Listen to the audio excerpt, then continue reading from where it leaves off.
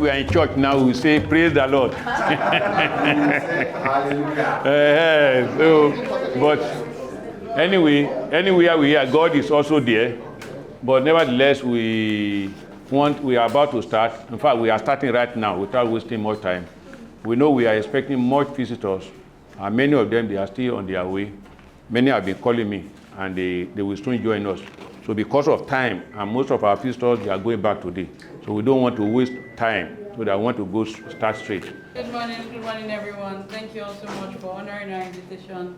My name is Toluwani Miowola, and I'm the fellow at the National Museum, Benin. Exactly. So for the past 6 months, you have been with us here. So Gote, thank you very much to West you.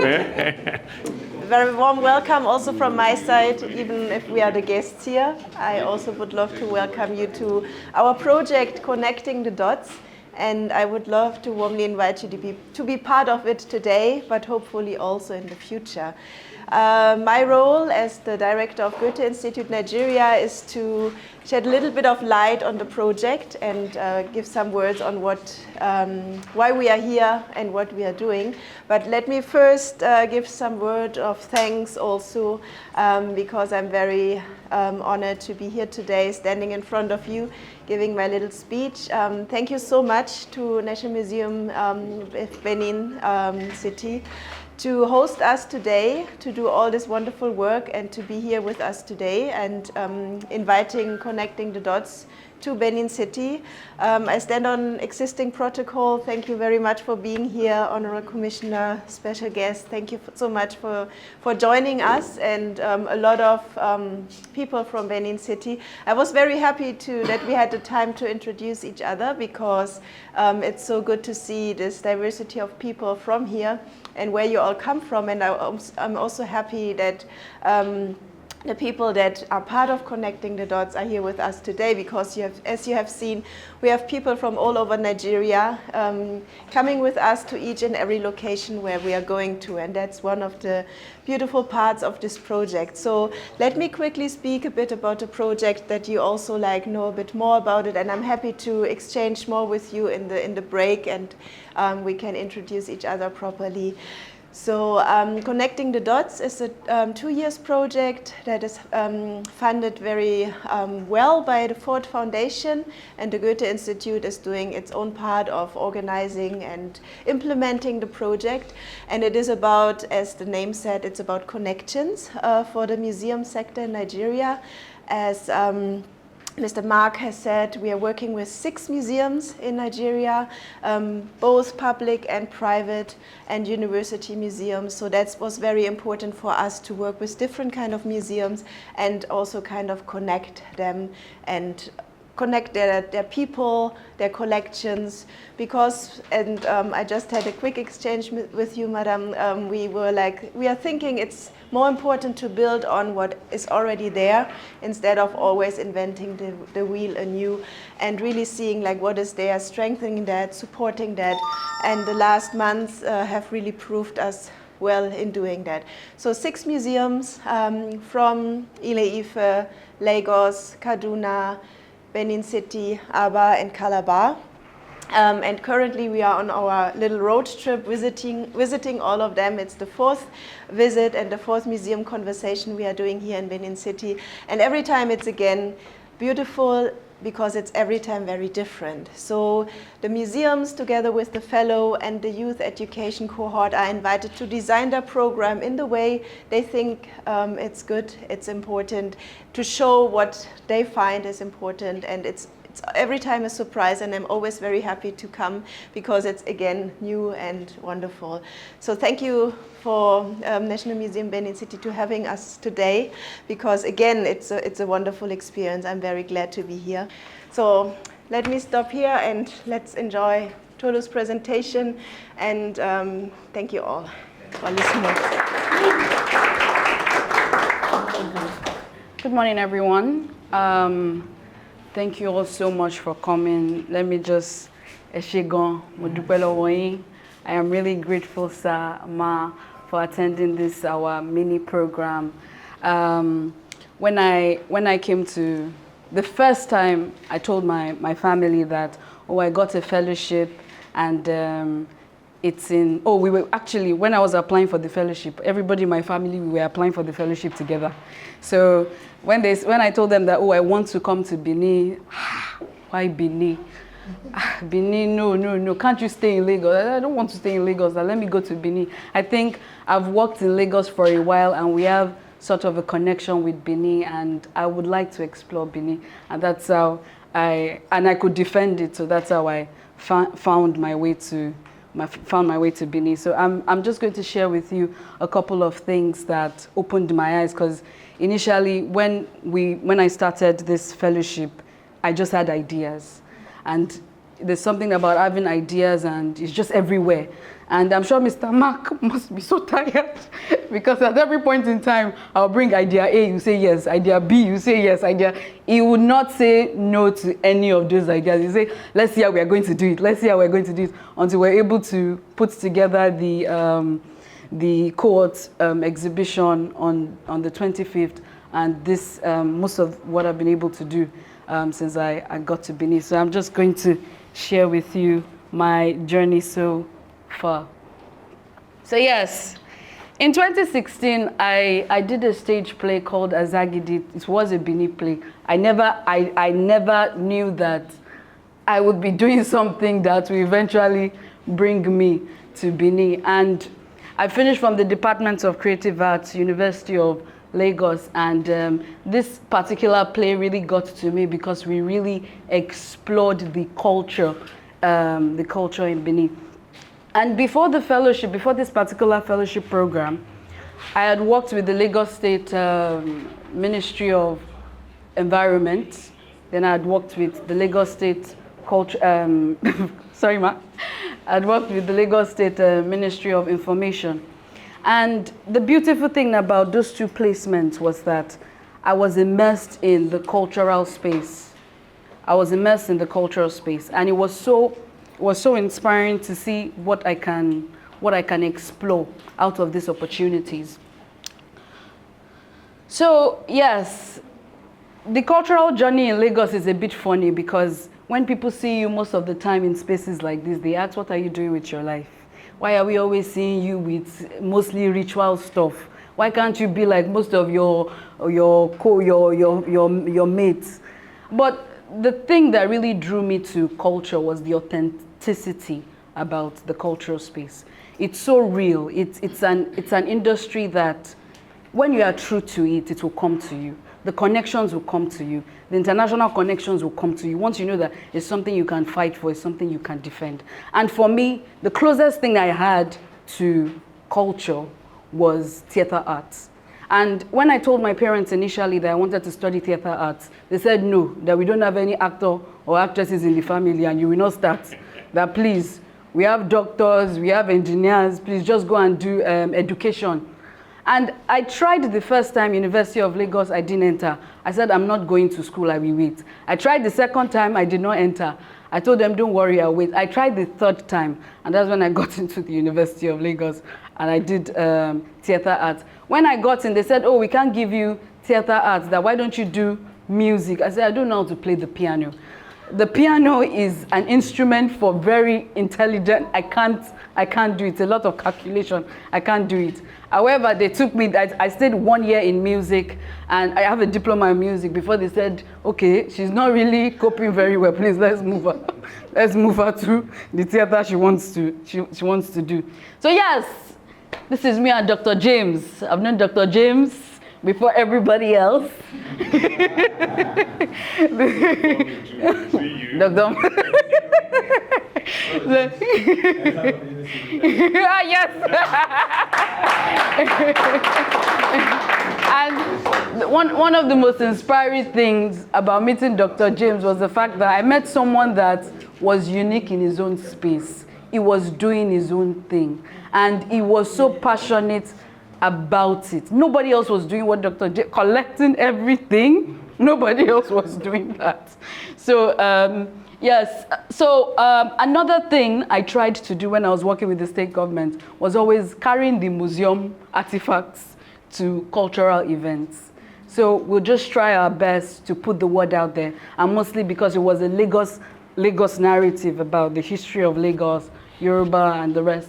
So we just tried to put that out there. So yes, my journey in Benin opened my eyes to 4 major things. Exploring endangered crafts in Benin, a new art of documenting artifacts, which is artifact biography, and evaluating techniques in the museum space, and illustration, a modern approach to documenting cultural heritage. And I think one of the most interesting things about this industry, the cultural industry, is that it doesn't enforce anything on you. We already have the story. It's just saying, how would you like to tell the story in your own way? How are you comfortable telling the story? We don't want you to copy, just promote culture the way you like it. And I'm happy because this is what, I didn't know this before, is until I got to Benin, until I got into this fellowship, that my eyes opened to all this. So we started the National Museum and myself, members of the National Museum, we did a survey on endangered crafts in Benin. We focused on bronze casting, metal and iron smiting. We focused on pottery and wood carving as well. And why was this very important? Because in the UK, there's a company, there's an heritage craft company in the UK that documents craft work from all across Europe. And it's so interesting to see young people in their space and elderly people in their space also promoting the work. You know, it's so fancy. They make it so fancy. But unlike us on the end, on this other end, that once it's not really fetching the money for the youth, they're not really interested in it, which was really a problem. However, we don't want this to die, because this is these craft works are really old, and it's just important that we keep promoting them. So we took this survey, we did the survey in April this month, and we tried to identify the traditional craft that was at risk, try to understand the cause of their decline, and try to explore contemporary efforts to preserve the craft work. So one thing we noticed first during when we're collating the data was the gender. We had more male artisans than female artisans in the craft space in Benin. Then another thing was the age distribution. We have so many, the young people are really not active in this space. We have more people from ages 45 to 49, 50 to 54, and even 70 above. We have really elderly people in this space doing this craft work. So a major challenge that was faced by the artisans was lack of resources, because a couple of artisans complained the price of the bronze is outrageous. This is something we used to, take care of our family. And it's actually true, because we go into these craft spaces and the artisans, this is their work. But if this is part and parcel of our culture and the bronze is gotten from the country, how is it that it is expensive for the people that own it? We have some international challenges in that space as well, and it's something that they are trying to discuss with the government. But the whole idea is to keep this craft work alive. We have to do something about the resources. We have to do something about ensuring that the resources are evenly distributed and available for craftsmen. So declining interest took 41%, economic pressure took 15%, and cultural shift took 5%. But the major challenge for the artisans was the lack of resources in Benin. Yeah, so we asked that, how difficult is it for you to find available young skilled craft people in Benin? And the highest point was it was difficult. And some people just said they don't even exist. But however, we still saw, when we visited the metal smiters, we still saw a couple of young people, a family trend. We still saw some of the metal smiters include their family, their children into that trade as well, which was very inspiring. Yeah, so we also asked, are there any hopes, any efforts on preserving traditional crafts in Benin? And a lot of the craftsmen, the culture, the individuals in the space said yes. Aside the work MOA is doing, there are also different initiatives from international spaces that are working so hard to ensure that the craft work in Benin are well preserved and well promoted for future generations. Yeah, so our success story for this survey, the survey gathered responses from 106 individuals in the cultural space in Benin. And the survey findings are currently used to advocate for policies to support traditional crafts in Benin. So the second work is the art of artifact biography. And this is one favorite work of mine because naturally, when I was growing up, it was difficult for me to, in school, I was a very slow learner. But my dad would tell me that if you're slow at learning, what do you think you can listen to or watch that will make you understand? And I said cartoon, that if you put cartoon, I will understand. And in fact, till date, most of the spellings I know, most of the dictions, most of the big words I know, I learned it from cartoon. So personally for me, illustration is kind of a field I really like, and I really like to use to communicate cultural works. And aside this, we are moving into a space, a trend where the young people are coming after us in this cultural industry. And we are moving out of that age where we get research books that are this big for people to read. They would not read them.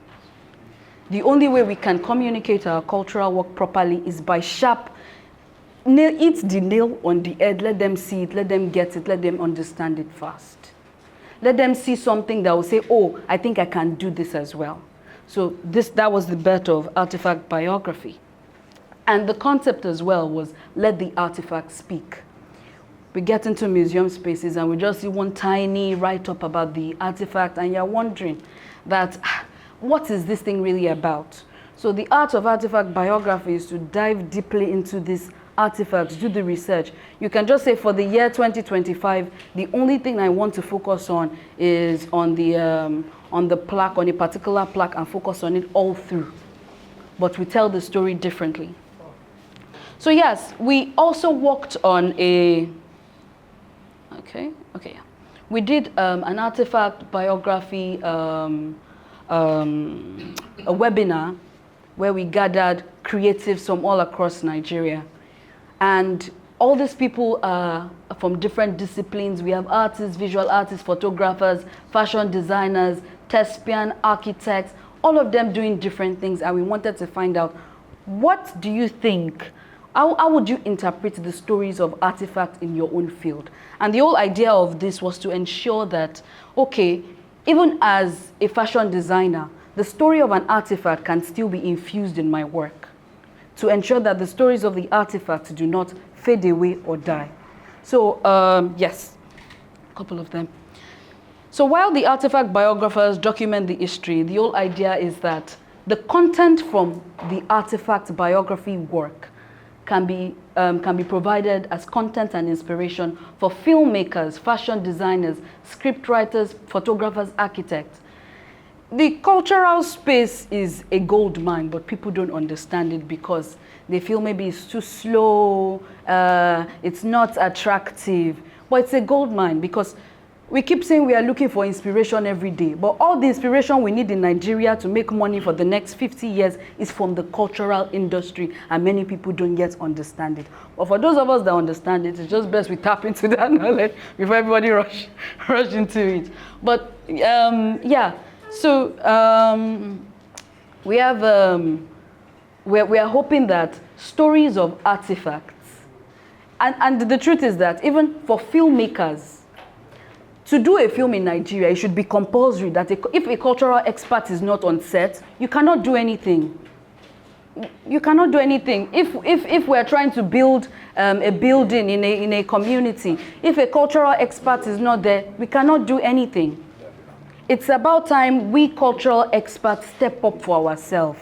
we have policies, we have a community. And the funny thing about the culture industries in Nigeria is that we are so divided. Everybody is just so scattered. We're doing the same thing, but everybody is just doing it differently. And the funny thing is that when I got to Benin and we're connecting people, I say, oh, we didn't know that you were doing this too. Let's do this together.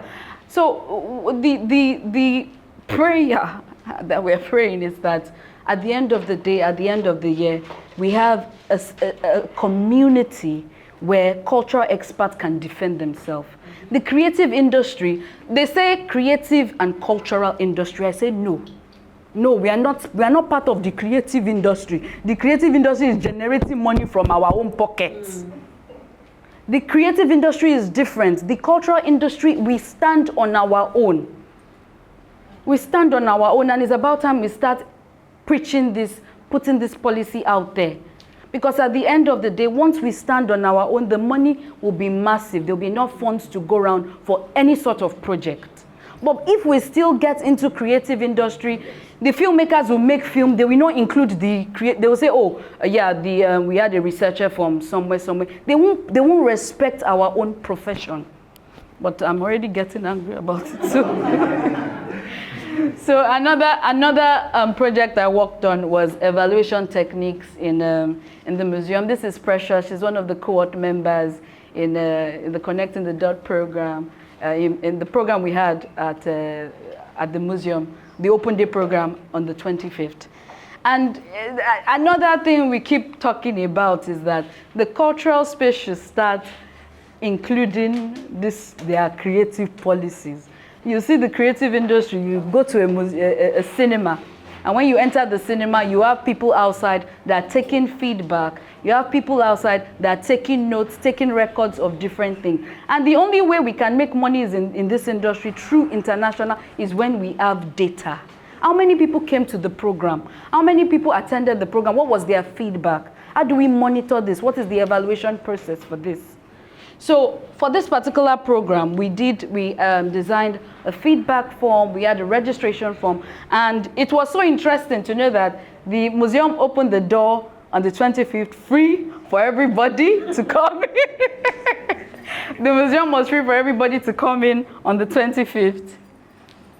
And the most beautiful part is that we had 130 people attend, thank you. We had 130 people attend that program. And the total number of feedback form received was 50.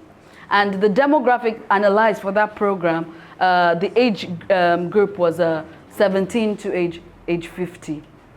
So another thing we could also include in this process is return on visits. Would you come back to the museum? How did you feel about the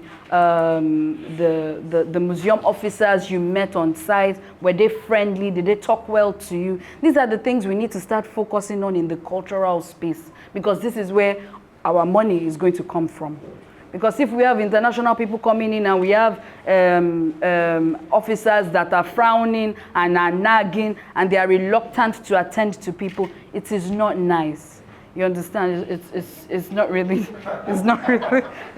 nice. But because we see these things where we travel abroad. We have our big people that travel abroad. They say, oh yeah, we went to the museum of this. Yes, we when they want to talk about the museum in Nigeria, say, by the time we got to the gates, they were already asking us to cut tickets, which is really not, it's not nice.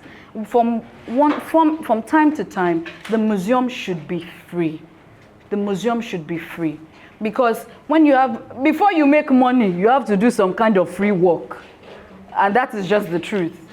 If you have from January to February, the museum is free, and we say, okay, we want to have a program in March, and that program we are going to bill people. At least maybe a small token, maybe like, small token, Mr. Mark. Small token, So another part of my work that I explored was illustration. And the truth about our history is that from everyone sitting here, we have that one story. We have that one story that is common to our culture. the tortoise and the Olurombi and Iroko. And you find out that how is this thing not documented? How is this thing not documented? But you see the Japanese people putting so much emphasis into promoting their own culture, and we see our own children watching anime from Monday to Sunday. But in fact, when you look at the storylines of most of these animations abroad, or most of these things they do in other countries, we have more genuine stories in Nigeria. We have more organic, original stories that when we explore, we will make money. But the problem too, and this is the most important thing about the cultural industry, the only way to move forward is through research. If we don't do the background work, the paperwork, we can't move forward. However, there's a problem of gatekeeping. Oh, before you get that note, you have to write a letter. Okay, when we get there, we drop the letter. The person that wants to receive the letter is not around. But it's so different in the creative industry, because when you get to the creative, oh, you know this person, oh, you want to do this. They are so excited to jump on a project. They might not think of the monetary value yet, but because in the creative industry, when you tell them project A, they're already thinking about how to make money in 2025.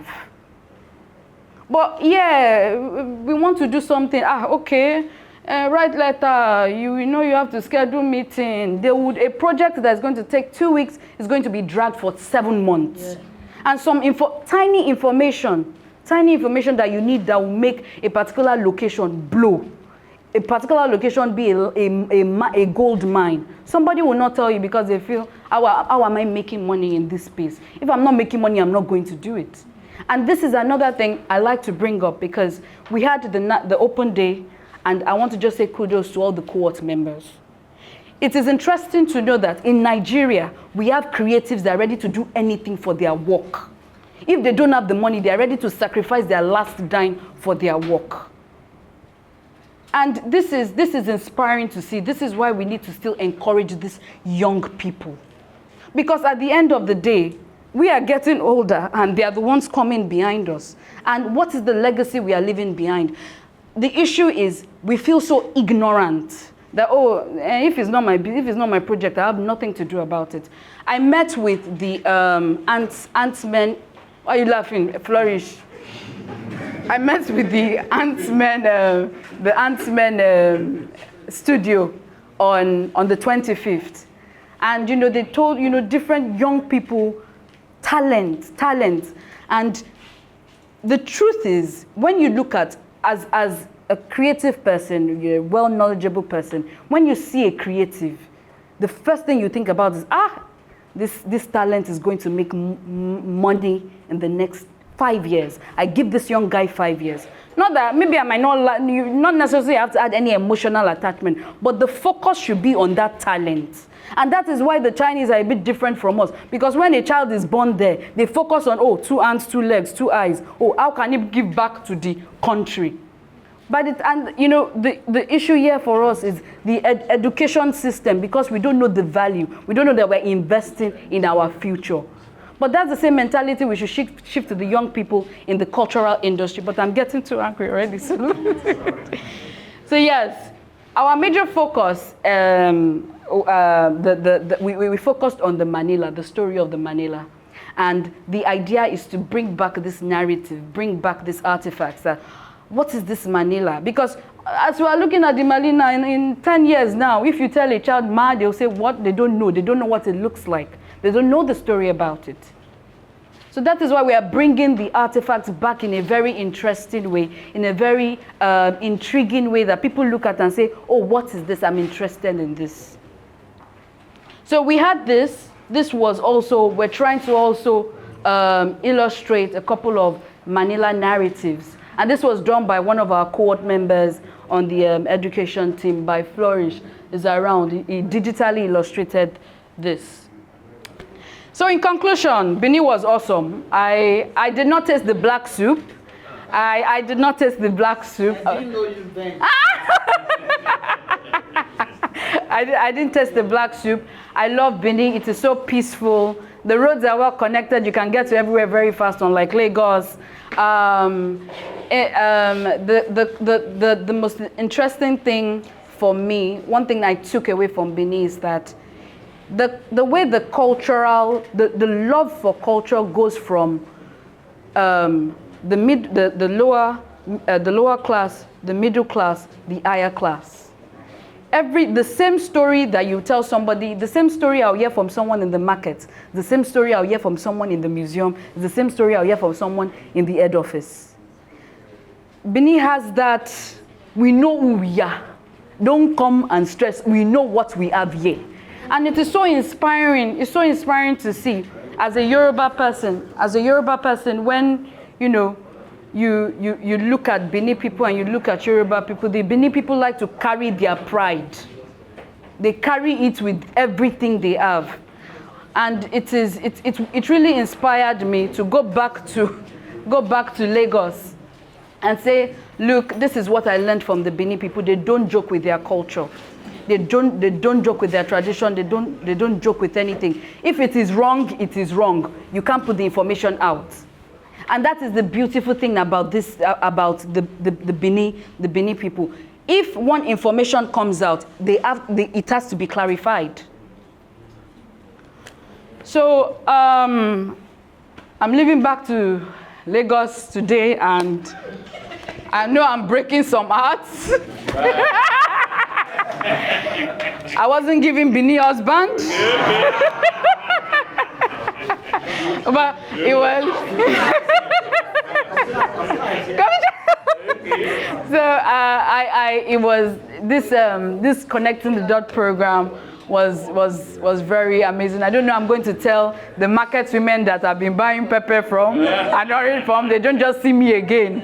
It is really emotional. Nadine, you caused all this. I don't want to drop it.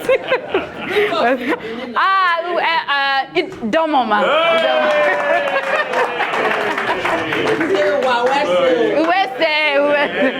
Those are the only two. Those are the only two languages I'm going to carry back to Lagos. Thank you so much. Let me first begin by thanking the Goethe Institute.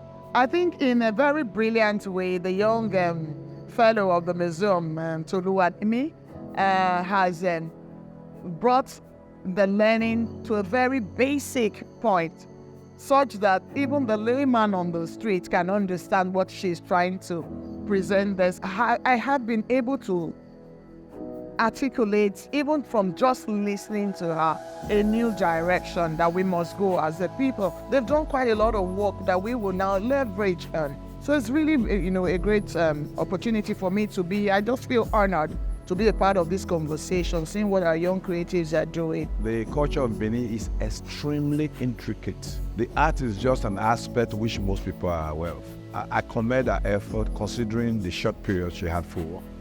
So the project runs over 2 years. We are now half through, so we are currently busy with visiting all the 6 Nigerian museums. It's about strengthening access to the museums. It's strengthening the knowledge about cultural heritage.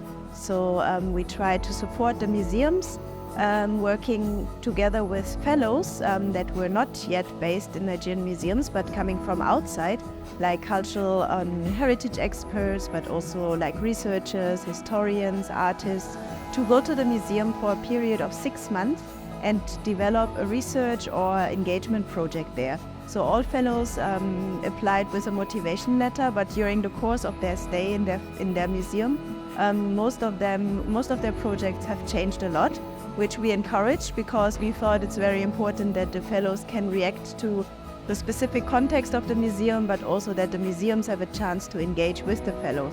So all of the 6 projects turned out to be very, very beautiful. So in this case, Toluwanimi Owolana, who was here in Benin City for 6 months, she focused on the decline of knowledge about indigenous crafts. She did a survey, she worked on evaluation methods, and she also worked a lot thinking around how to make cultural heritage more accessible to a younger generation when it comes to how to digitize, for example, or how to work with digital arts to make cultural heritage more accessible.